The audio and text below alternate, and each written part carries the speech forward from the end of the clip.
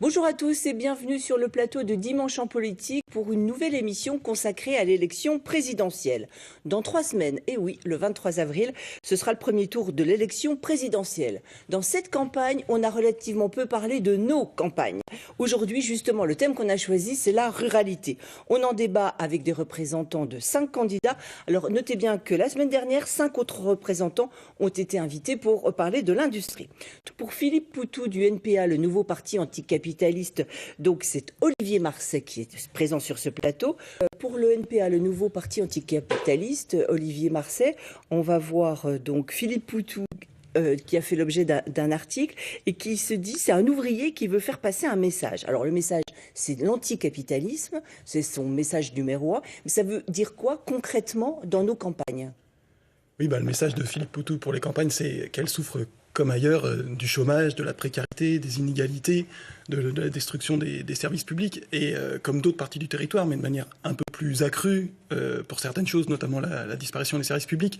Et notre message, c'est que ça tombe pas du ciel, ça, c'est pas une fatalité, que ça vient de décisions politiques conscientes qui sont malheureusement faites au bénéfice des plus riches, des plus nantis, des grandes entreprises, des grands actionnaires. Et c'est ça qui est à l'origine des problèmes dont on va parler aujourd'hui. Dites-moi, pour le NPA, comment vous voyez les services publics ? Vous prévoyez par exemple 1 million d'emplois créés dans la fonction publique, dont 120 000 pour les hôpitaux. Oui, voilà, c'est ça. Nous, on pense que vous n'y allez pas de main morte quand même, hein ? Non, mais c'est des besoins qui sont réels. On pense que les campagnes, avec les quartiers populaires, c'est les zones où on souffre le plus de la disparition des services publics. Et je vous prendre juste 2 exemples. C'est l'éducation et la santé qui sont primordiales. Pour l'éducation, l'État met dans les campagnes une pression énorme pour supprimer des classes, pour supprimer des écoles, faire des regroupements de classes maternelles énormes. Ça aboutit à des gamins de 3-4 ans qui passent des heures dans des bus pour être dans des classes de 25-30. Pour les collèges, on veut encore supprimer 3 collèges en Haute-Saône.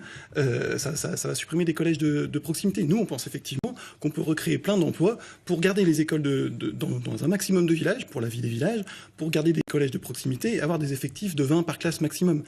C'est possible si on se rend compte qu'en France, en 2016, on a dépensé presque autant pour les dividendes du CAC 40 que pour l'éducation nationale. C'est-à-dire qu'on a dépensé presque autant de richesses pour enrichir encore un peu plus quelques centaines ou milliers d'actionnaires du CAC 40 que pour l'éducation de 12 millions d'enfants. Je voudrais parler un tout petit mot de la santé, c'est possible. Oui, mais rapidement. Juste les hôpitaux, on pense on peut maintenir aussi des hôpitaux de proximité et des maternités, des urgences, pas comme à Saint-Claude où on menace de les supprimer.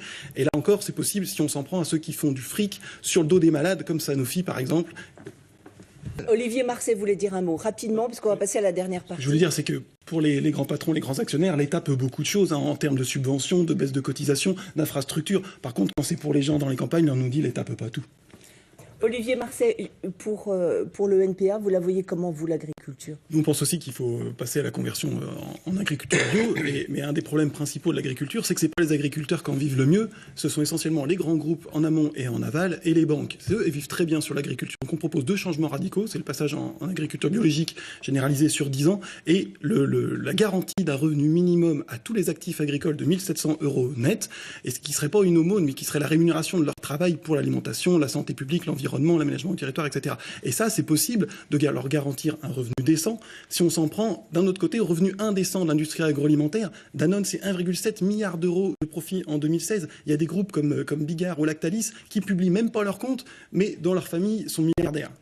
Je voulais juste dire que rapidement, parce que vous êtes en avance. Sortir ou pas de l'Union européenne, c'est vraiment un faux problème. Les patrons des multinationales de l'agroalimentaire, elles sont à Bruxelles, elles sont assises à Paris, elles font du lobbying dans le Parlement, etc.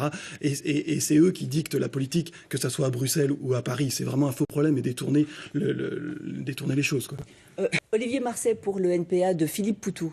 Oui, nous, ce qu'on veut dire, c'est que tous les problèmes qu'on a évoqués, il y a des luttes tous les jours. Au printemps, dans beaucoup de villages, il y a des banderoles qui fleurissent contre la fermeture des écoles. Il y a des mobilisations contre les fermetures de collèges, contre les fermetures de services hospitaliers. Les agriculteurs, ils manifestent, même si je suis d'accord qu'ils ne sont pas très bien représentés par leur principal syndicat.